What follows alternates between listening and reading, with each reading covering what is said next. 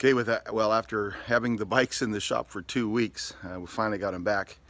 My wife's, of course, it was just a simple tune-up on hers, so we could have got it back sooner, but mine was there and didn't want to make a second trip. They put new wheels on mine, and the wheels are $300 a piece. Wheels, the rims, hubs, and spokes. The back wheel was totally. They showed it to me. There were 4 spots where the rim had kind of disintegrated around the spokes. Which one of the reasons the clicking sound was just one of the spokes running. It was loose, kind of just flopping back and forth inside this big hole that had been created. And so they replaced those wheels. A little bit of fear and trepidation about that.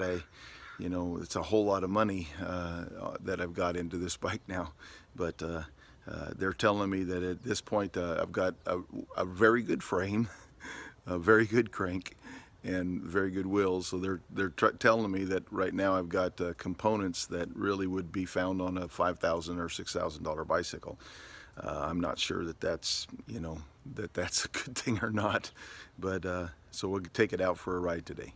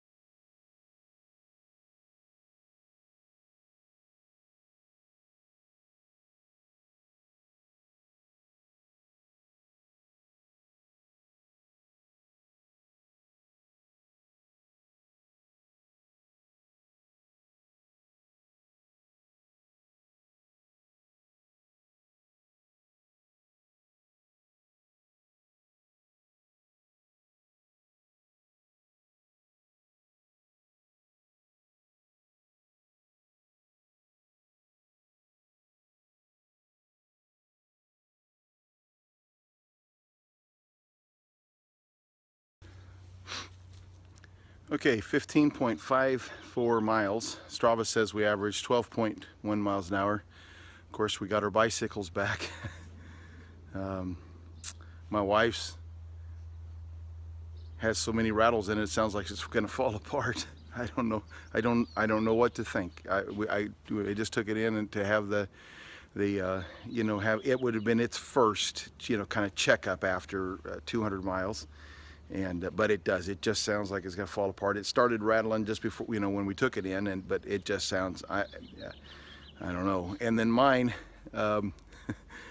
so the wheel, the back wheel, they showed the rim was obviously, there was chunks broken out of it around one spoke, where one spoke was just flapping loose. So it obviously, and then there were several places that were cracked. It was obviously getting ready to go. It was failing. It had to be replaced. But the reasons I took it in still exist. It shifted better than before. They put a liner around the cable that goes to the rear derailleur. So that when it goes underneath the crank, there's a little guide that it sits in. They put a liner on that guide so that it maybe moves smoother across that. But and it worked well. But it, you know, after they do a tune-up, it does seem like it works well, just not perfect. And the areas where it's not perfect, I can tell once, you know, get a few miles on it, it'll be just back to where it normally is. The clicking and tinkling sounds that it was making, it still makes. So, you know, I spent $640, including taxes, for wheels that I think the back one, it did need that back one, but they did not fix the problem that I put the bike in for.